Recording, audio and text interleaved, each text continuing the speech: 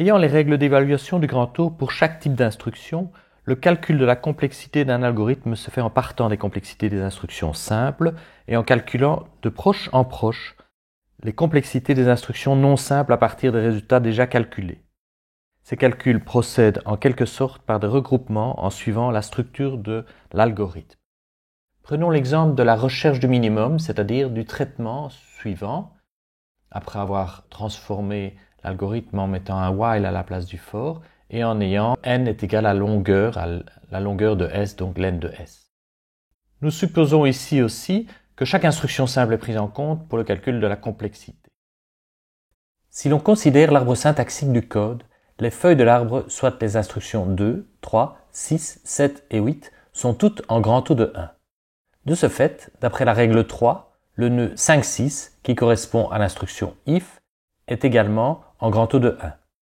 D'après la règle 2, la complexité de la séquence, qui correspond aux instructions 5 à 7, est également en grand O de 1.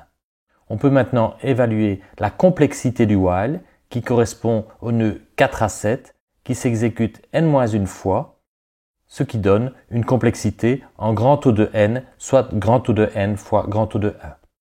Finalement, d'après la règle 2, la complexité de tout le traitement est en grand O de 1 plus 1 plus n plus 1, c'est-à-dire en grand O de n.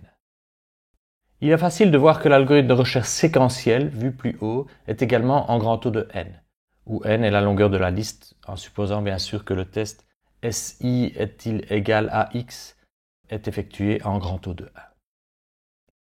Une version Python de l'algorithme classique de recherche dichotomique de l'indice d'un élément dans un vecteur S est donnée ici.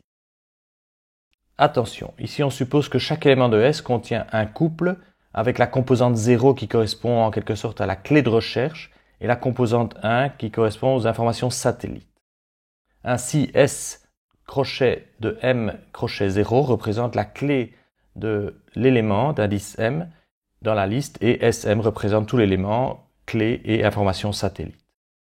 Pour calculer la complexité de la recherche dichotomique, en utilisant les règles vues précédemment, on peut assez rapidement observer que la complexité moyenne ou maximale en nombre d'actions élémentaires de cet algorithme est en grand O de f de n, où f de n est le nombre respectivement moyen et maximum de fois que la boucle while est exécutée.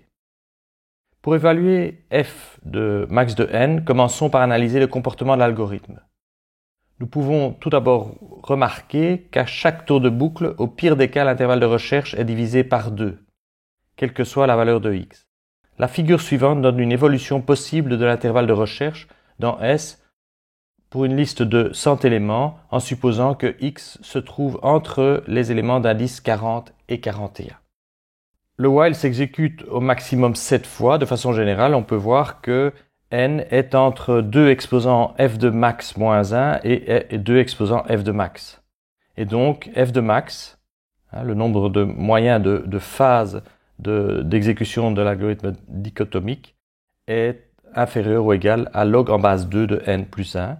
Donc on peut en conclure que la recherche dichotomique est d'une complexité maximale, et on peut voir que c'est la même chose pour la complexité moyenne, en grand O de log en base 2 de n, c'est-à-dire en grand O de log de n.